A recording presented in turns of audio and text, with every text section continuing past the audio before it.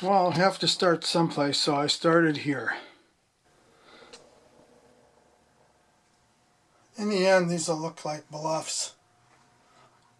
I should say, in the end, I hope these will look like bluffs. I ran out of those plaster sheets. So I decided to try some paper mache. So I crumpled up some newspaper and I'm just going to lay some wet paper towels over the top.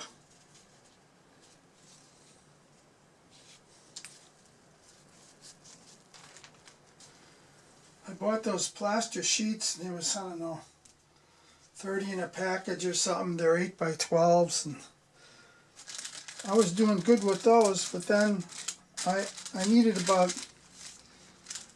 10 more, and I can't see spending $24 for something like that. So I'm going to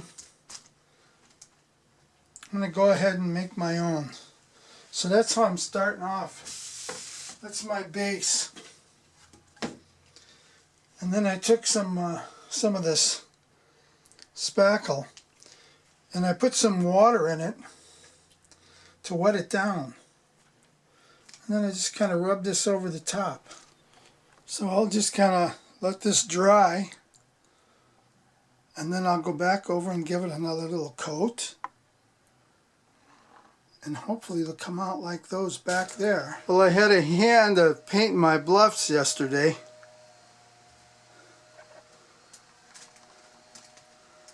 Most of these will be covered with some kind of foliage, you know, with just some rocky protrusions.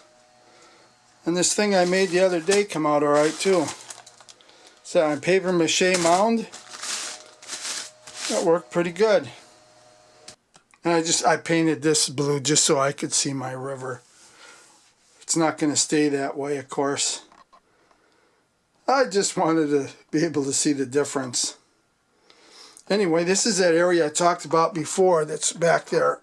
That's as far back as I can reach right there. So that's why I put my rail yard up front, so that I could reach into those areas. And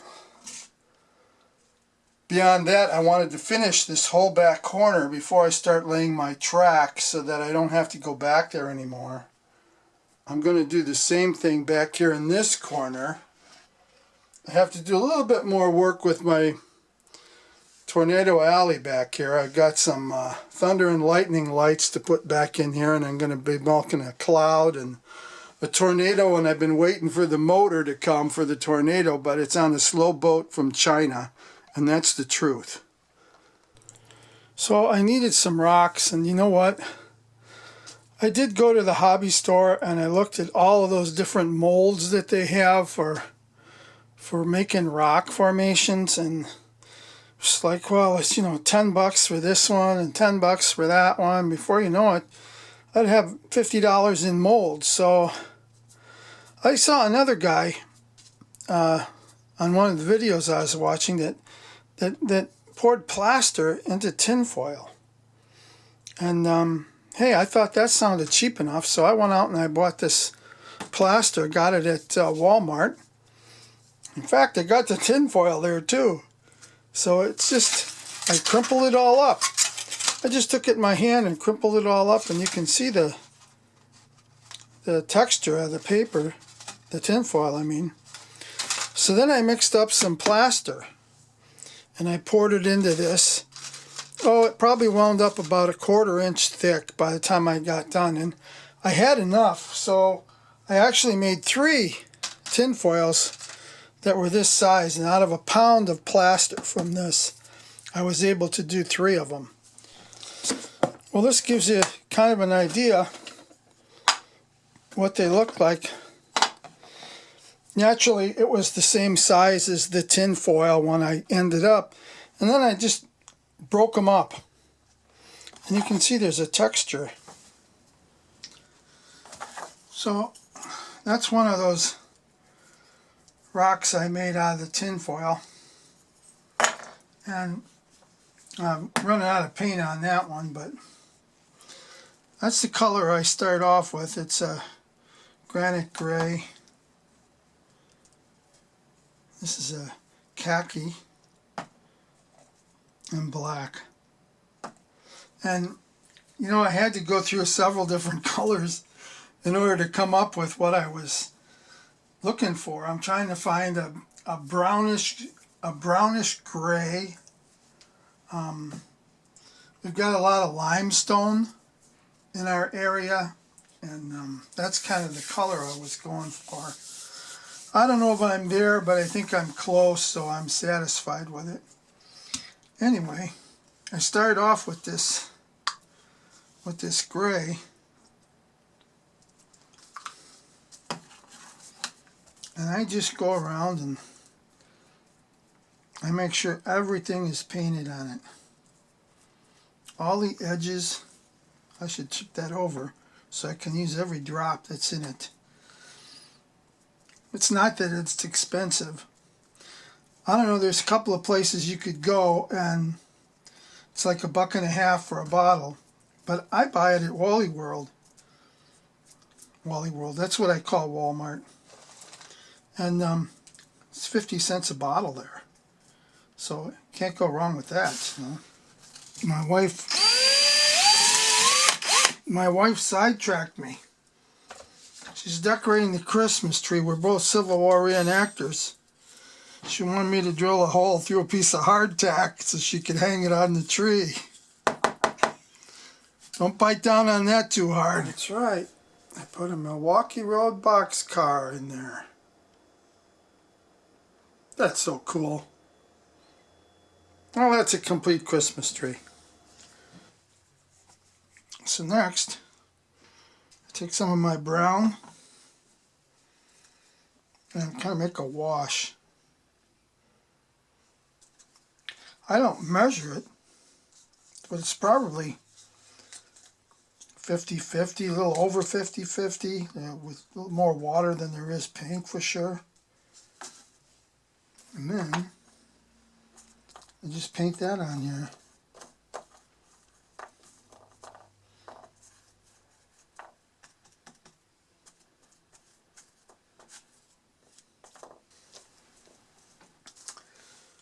So that's kind of what it looks like after the brown's on.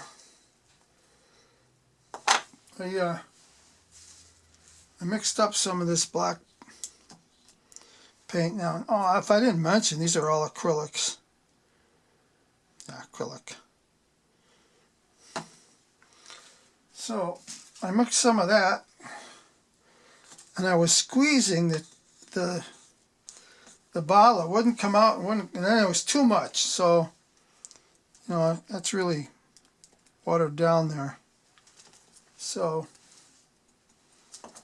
I guess I just kind of brush off real quick.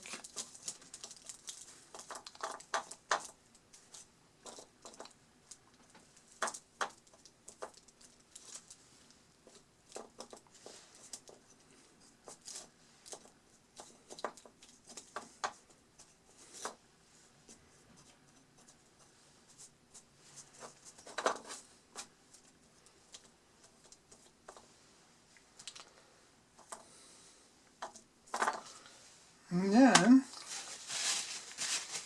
on this now,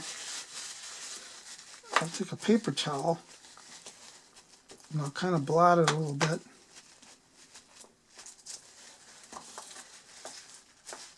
Sorry if you can't see exactly what I'm doing.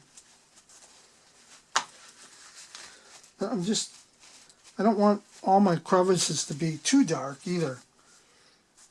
But that's kind of, here. And you see that? That's kind of what it looks like now.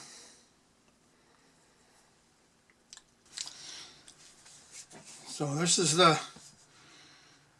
that's my glue. Yep. All these hobby glues. I don't know, I was trying to glue just these little trees up and they kept falling down, so I had to I had to use a little something. I've been using this on all my trees. It's above here. To stick them into my layout, and this stuff here is what I'm using on these other rocks that I'm putting in place for my outreaches and stuff. So that's the rock that we did, that I painted, and that's with my glue on the back. Let's see how this works now.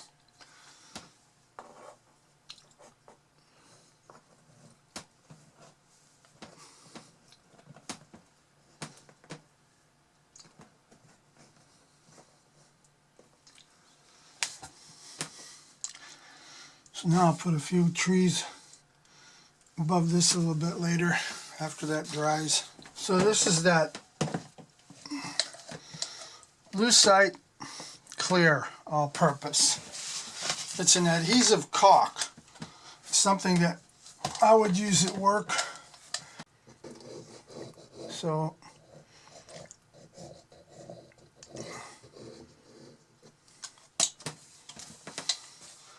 this is what I've been using so that my trees would stick. And then I just push this stuff in there.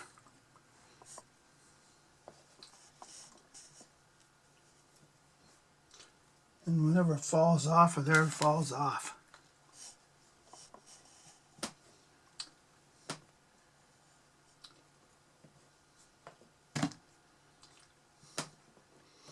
But for the most part, everything on the underside of this that I'm pushing into will stay.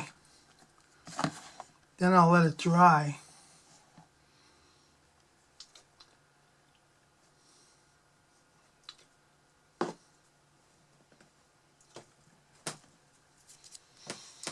And it kind of gives me the look I wanted.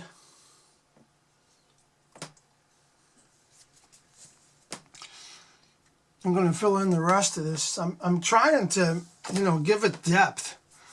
So this is supposed to look like you're looking at it from miles away. And that's the forest on top of the bluffs. Well, I'm working on my bluffs again, can you tell?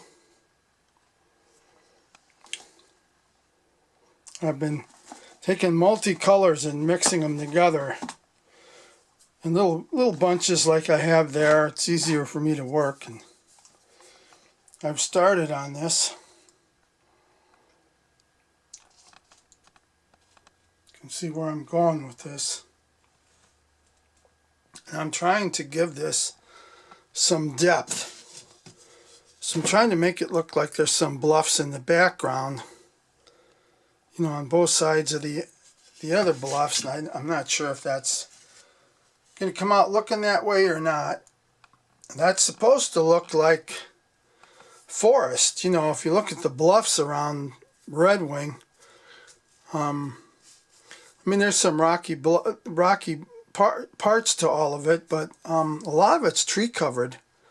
So I'll have some tree covered, and I'll have some grass, and well, that's what I'm started. That's just where I've started. I have to start somewhere. But you know what? This is somewhat a hair-raising experience for me. It really is. Catch you later.